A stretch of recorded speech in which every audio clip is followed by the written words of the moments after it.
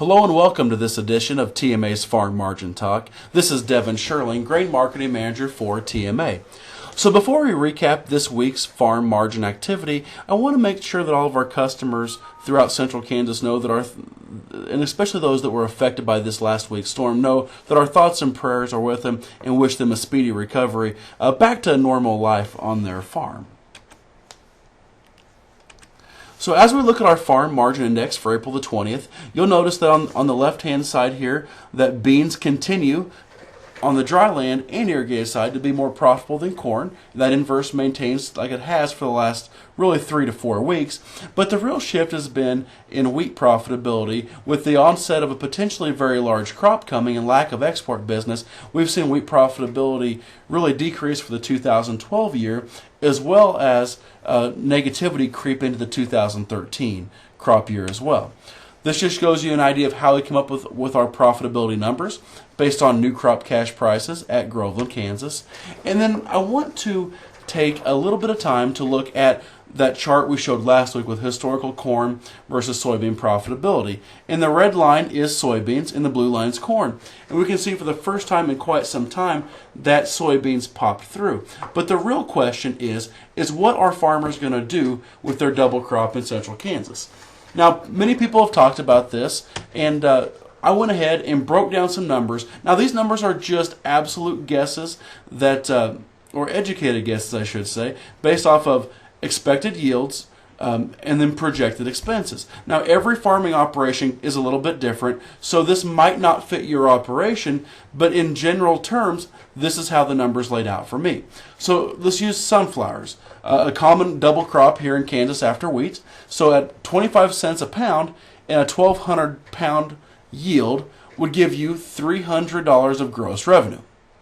Projected expenses being $280, which is right here, gives you a profit potential of $20 an acre. So when you look at sunflowers and milo, they are both crops that are more front-loaded with expenses. So to put that crop out, you have to put out more fertilizer. You're going to have to put a good herbicide package out. So that is why you see those expenses being quite a bit greater. With soybeans, those upfront expenses are dramatically less. And so at a $12.74 price, a 25 bushel yield gives you $318 an acre of gross revenue. Projected expenses are being around $110 an acre, gives you a profit potential of $208. So if you have to ask me the question, I believe that soybeans are going to be the double crop of choice, and we're going to see a record amount of double crop soybeans planted if our wheat harvest maintains at its early pace. So what should I do with my wheat? Make sure you develop a harvest plan today. And so by harvest planning, once that wheat hits the elevator, what are you going to do? And so if you need help with that, a TMA representative will sit down and help you customize that plan to meet your needs. And the other thing that happens is in 2010, people were selling grain across the scale, extremely happened, and then Kazakhstan popped up, and Russia was having issues with their overall wheat. They put an export ban on wheat. Next thing you know, prices were $2 higher, and people were left in this state of shock with such a quick and drastic move. So how can you protect yourself from whatever that next issue may or may not be? Minimum price contracts are a great way of doing that. You can sell cash, get your money, stop storage, and then stay in the market through an averaging contract. So for more information on that, feel free to give us a call. I want to give a little bit of a shout out here to Dusty Campbell. For some of you, you've been receiving his daily profit call.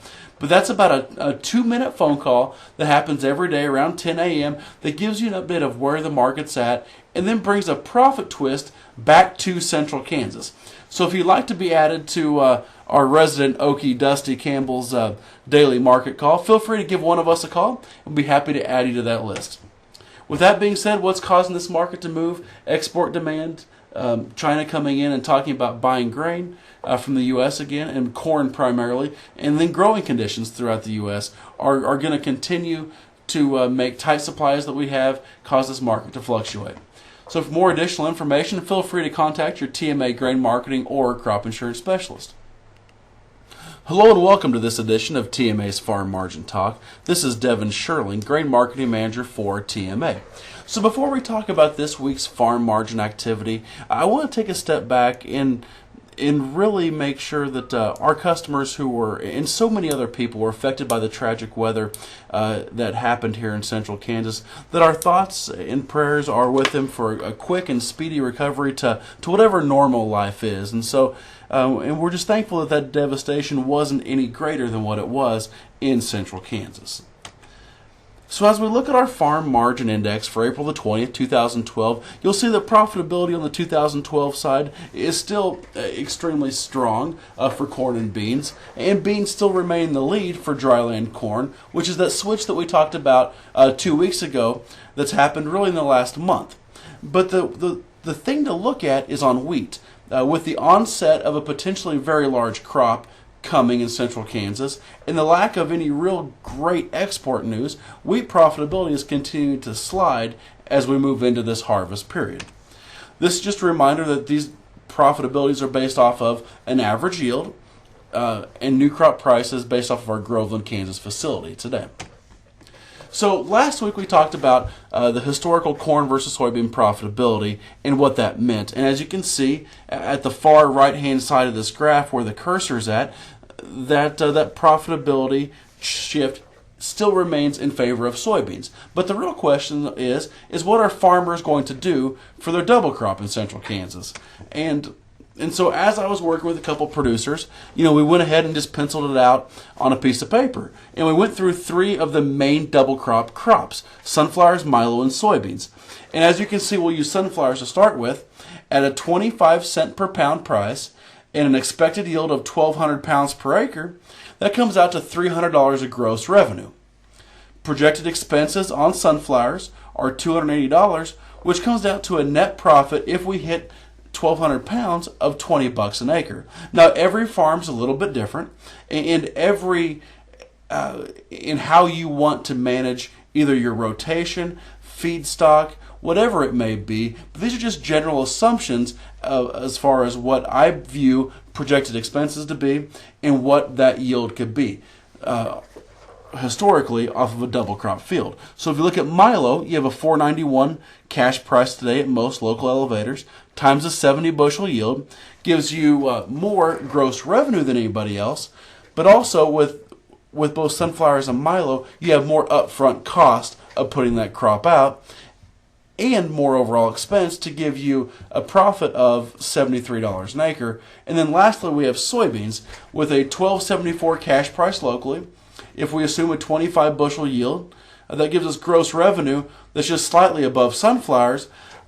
But with soybeans, our expenses are so much less that our overall profit potential can be over $200. So to answer that question, what I view most producers will be doing with their double crop acre that is simply based on profitability is that we're going to see a whole bunch more soybeans planted right after this upcoming wheat crop.